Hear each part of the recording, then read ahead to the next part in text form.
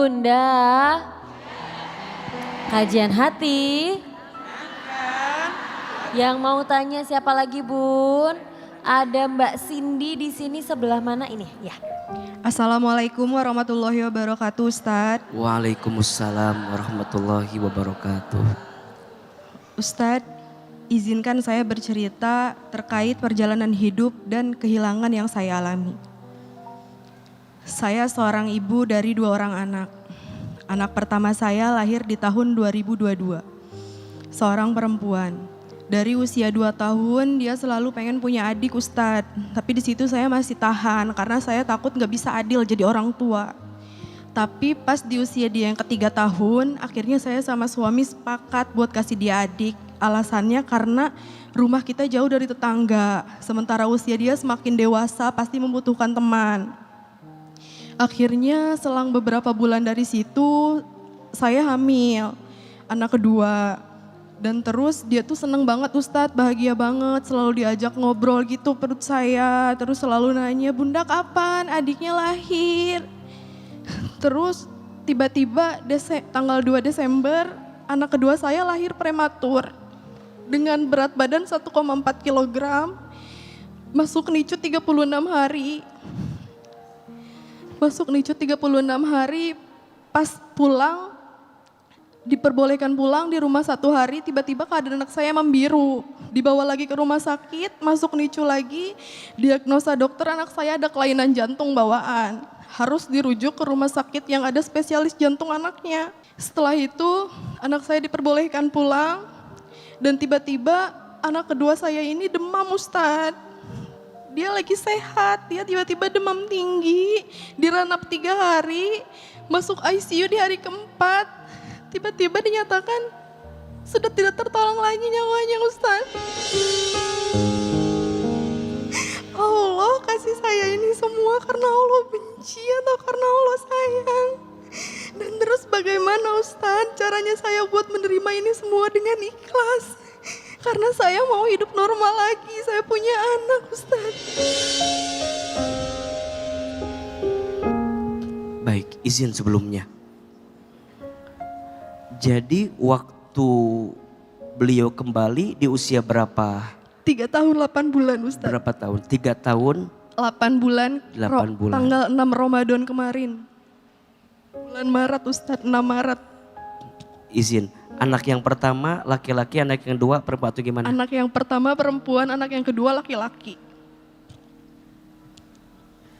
Apa yang sering membuat Mbak merasa bersalah dengan wafatnya anak ini? Saya merasa sebagai orang tua belum mampu ngasih sepenuhnya untuk anak. Saya merasa waktu saya itu terlalu singkat Ustadz. Saya masih pengen berlama-lama tapi Allah lebih sayang dia. Berarti kan yang sakit itu malah yang kedua kan? Tapi yang wafat malah yang pertama. Tapi yang kedua sehat sekarang. Alhamdulillah Ustadz sehat. Sempat sakit dulu nggak yang pertama itu? Cuman demam tinggi Ustadz, diranap 3 hari. Iya. Diranap 3 hari, pas hari keempatnya itu trombositnya drop, terus katanya harus masuk ICU. Pas masuk ICU itu malam-malamnya dia masih nanya, Bunda aku mana katanya. Terus waktu subuh dipanggil sama dokter jaga ICU, dijelasin keadaan anak saya. Di situ dia masih manggil ayahnya 2 kali, ayah katanya. Terus saya samperin dia, terus saya bilang kakak semangat ya, harus sehat lagi. Kata dia iya Bunda, terus saya bacain suratul Al-Fatihah, Ikhlas dan juga ayat kursi Ustadz. Gak lama saya keluar 3 menit balik lagi anak saya udah gak ada.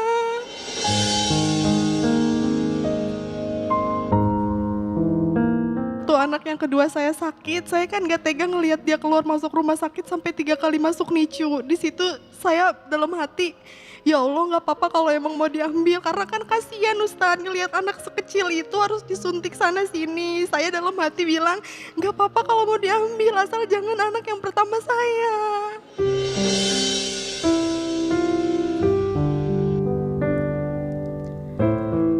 Bagaimana sikap suami dengan ujian yang menimpa ini?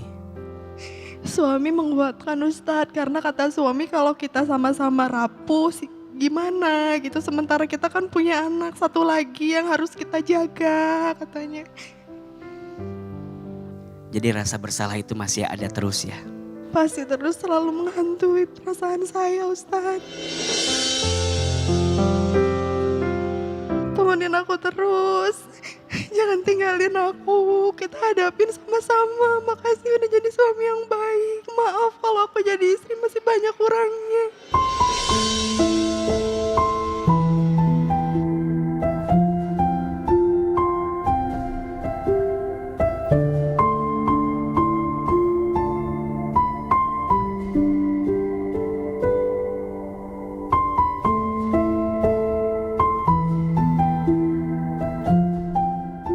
Bunda,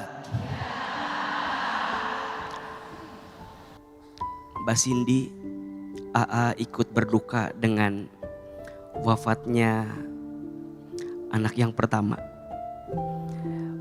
Beliau wafat di usia masih kecil dan kita diberikan kabar gembira jika ada seorang anak yang kembali kepada Allah di usianya yang belum baligh atau belum dewasa, maka anak itu akan menjadi tabungan untuk orang tuanya di surganya Allah Subhanahu wa taala. Mbak Cindy, putrimu sedang menanti di surga. Sedang menunggu di surga. Maka jangan pernah katakan anakmu pergi. Jangan pernah katakan anakmu hilang. Anakmu hanya diambil lagi oleh pemiliknya. Dan tidak mungkin pemiliknya mengambil lagi kecuali pemiliknya tahu ada kebaikan yang sedang disiapkan. Tolong jawab, kita sayang gak sama anak kita? Sayang. Allah sayang gak sama anak kita? Sayang. Siapa yang paling sayang, kita atau Allah? Allah. Allah tidak mungkin menitipkan sesuatu kepada hambanya kecuali itu yang terbaik untuk hambanya. Dan tidaklah mungkin Allah mengambil sesuatu dari hambanya kecuali Allah juga tahu mana yang terbaik untuk hambanya. Boleh jadi ini adalah cara Allah agar Mbak Cindy lebih fokus dengan yang kedua. Apalagi yang kedua, tadi kita dapat ceritanya diuji juga dengan sakit, diuji juga dengan keadaan yang harus bolak-balik rumah sakit. Boleh jadi Mbak Cindy sedang Allah kuatkan hatinya. Jangan pernah katakan Allah gak sayang. Jangan pernah katakan Allah gak ngerti. Jangan pernah katakan Allah gak paham. Jangan. Allah tahu. Allah ngerti. Allah paham. Maka yang namanya ujian adalah cara Allah mengangkat derajatmu dan menghapuskan dosamu. Terus apa sikap yang terbaik? Sabar. Siapa orang yang sabar itu? Alladzina idza asobathum musibah qalu inna lillahi wa inna ilaihi rajiun. Orang yang sabar adalah mereka yang saat ditimpa musibah dia mengatakan, sesungguhnya semua milik siapa? Milik Allah, dan sesungguhnya semua akan kembali kepada siapa? Kembali kepada Allah. Maka apa yang Allah siapkan untuk mereka? Ulaika alaihim shalawatu mir rabbihim wa rahmah wa ulaika humul muhtadun. Allah siapkan untukmu apa yang sabar? Allah berikan keselamatan, Allah berikan keberkahan, Allah berikan rahmat.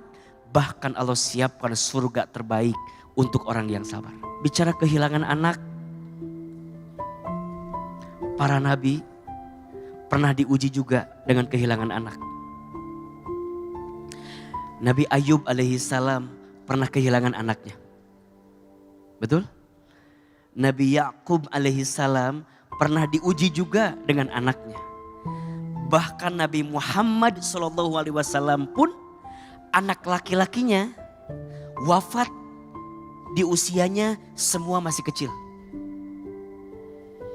Jadi artinya saat kita sedang menghadapi kondisi yang terasa sulit di hati kita, belajar ikhlas melepas kepada Allah Subhanahu wa taala. Tidak ada yang namanya kehilangan, yang ada hanyalah Allah menggantinya dengan yang lebih baik. Yang ada hanyalah Allah mengambil lagi untuk disiapkan pahala yang terbaik. Jangan pernah menyalahkan diri atas apa yang pernah terjadi. Karena kematian itu adalah hak prerogatifnya Allah Subhanahu wa taala. Dan yang namanya kematian ada 3 rahasianya. 1, waktu kematian. Tidak ada yang tahu kapan kita diwafatkan. Usia tua tidak lantas akan cepat wafat. Usia muda juga tidak lantas lama wafat, tidak. Yang kedua, tempat kematian.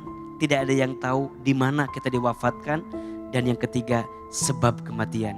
Tidak ada yang tahu dengan cara apa Allah wafatkan kita semua. Yang pasti, semua pasti akan wafat.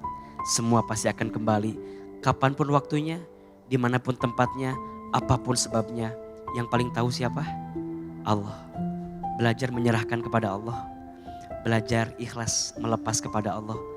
Insya Allah pelan-pelan Allah kuatkan hati Mbak Cindy. Sekarang titip anak yang kedua. Jaga baik-baik. Pegang erat-erat. Jangan sampai kesedihanmu dengan wafatnya anak yang pertama membuatmu tidak fokus dengan yang kedua ini. Insya Allah bersama suami bergandengan tangan. Dan suami beliau tolong jaga baik-baik, pegang erat-erat istrimu. Karena yang paling penting saat kita sedih adalah didampingi dan dikuatkan untuk terus melangkah dalam kebaikan. Mudah-mudahan Allah melapangkan hatimu. Amin ya Rabbal Alamin. Bunda sayang sama kakak, nah. Bunda minta maaf. Bunda belum bisa jadi orang tua yang baik untuk kakak.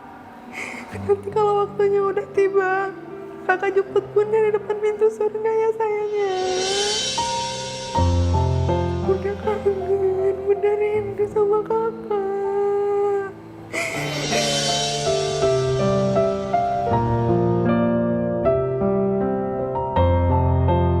Sedikit tenang perasaan aku.